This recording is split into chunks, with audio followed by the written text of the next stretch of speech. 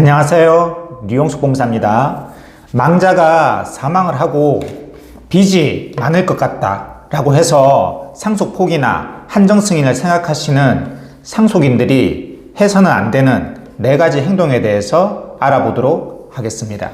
우선 망자가 사망을 하고 이제 안심상속 원스톱 서비스를 통해서 망자의 금융기관의 채권 또는 채무에 대해서 알 수 있고요. 그리고 개인적인 채권자가 있다면 개인적인 채권자는 차용증이 있거나 아니면 독촉을 하거나 이렇게 이런 문서를 보내겠죠. 그러면 그 문서에 기반해 가지고 상속재산 목록을 작성을 하면 되는데요.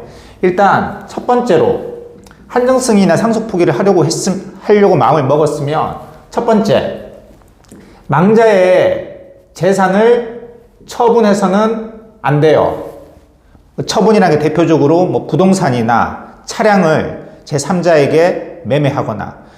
근데 가장 많이 발생하는 경우는 망자의 통장에서 돈을 인출하는 행위예요.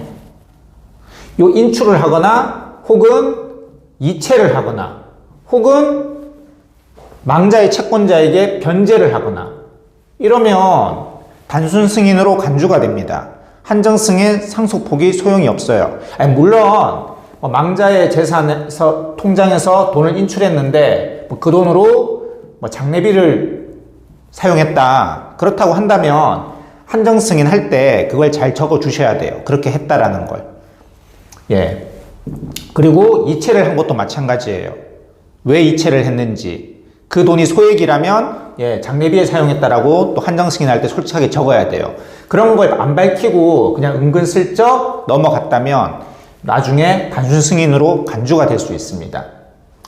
그리고 두 번째는 당연한 건데요. 상속 개시가 있음을 안 날로부터 3월 내에 상속 포기나 한정 승인 심판 청구를 하셔야 됩니다. 근데 많은 일반인들이 망자가 사망한 날로부터 3개월 이내라고 생각하는데요. 반드시 그런 건 아닙니다. 요즘에 부모와 자녀 간에도 연을 끊고 사는 경우가 많아요. 저한테도 이렇게 상속포기 한정승인 의뢰를 많이 오시면 한 1년 뒤에 아버님 사망 사실을 알고 어떻게 해야 되냐 이렇게 오시는 분들 많거든요. 어떻게 1년 동안 연락을 안 했냐, 어떻게 1년 뒤에 알았냐라고 하면 한 10년, 20년 동안 서로 얼굴 안 보고 지냈다고 합니다. 요즘에는 그런 경우도 많아요. 그러면 사망한 날로부터 3개월은 지났잖아요. 1년 뒤에 오셨으면.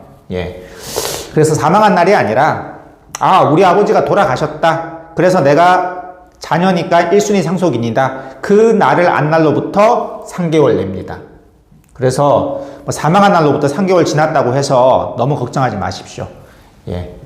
그 안 날로부터니까. 물론 이제 법원에서는 묻습니다. 아니 어떻게 자녀가 1년 뒤에 부모님 사망한 걸 알 수가 있느냐. 그러면 소명하시면 돼요. 예를 들어서 문자라든지 친척으로부터 야 너네 아버지 돌아가셨다 이런 문자라든지 혹은 소송이 걸렸으면 소장이 날라올 거 아니에요.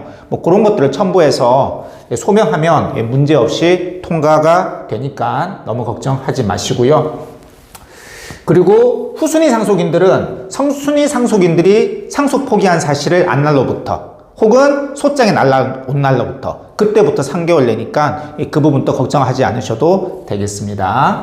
그리고 세 번째는 상속재산 목록을 작성을 할 때 상속재산을 고의로 누락시킨 경우 예를 들어서 돌아가신 우리 어머님이 퇴직금이 있는데 그 퇴직금을 상속재산 목록에 안 집어넣고 자기가 그냥 받는 겁니다. 이런 경우는 단순 승인으로 간주가 됩니다. 그래서 상속재산은 반드시 기입을 하셔야 되고요. 한정승인 결정 나고 난 뒤에 상속재산이 발견됐다. 그러면 한정승인 심판 경정을 통해 가지고 다시 판결을 받아야 됩니다. 괜찮겠지 그러다가 그냥 넘어가는 경우도 있지만 다른 채권자들이 그 사실을 알고 태클을 걸면 단순 승인으로 간주가 됩니다. 그래서 상속재산에 있다면 상속재산 목록에 반드시 기재를 하셔야 되고요. 그리고 결정이 나온 후에 상속재산이 발견됐다면 심판경정을 거쳐가지고 기입하셔야 되고요. 네 번째는 한정승인이나 상속 포기한 후에 상속재산을 은닉하거나 부정소비를 해서는 안 됩니다. 은닉이란 건 말 그대로 이제 숨기는 거고요. 부정소비라는 것은 대표적인 예가 상속재산을 싸게 파는 거예요. 뭐 예를 들어서 상속재산이 있으면 그거를 팔아서 채권자들에게 골고루 나눠줘야 되는데 차량이 시가가 3천만 원인데 뭐 1천만 원에 팔았다.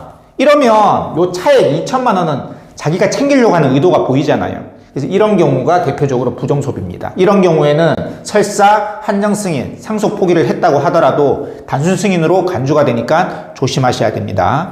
예, 이번 시간에는 망자가 빚이 많을 것 같아서 한정승인 또는 상속 포기를 하려는 상속인들이 해서는 안 되는 4가지에 대해서 살펴봤습니다. 류홍석 법무사였습니다. 감사합니다.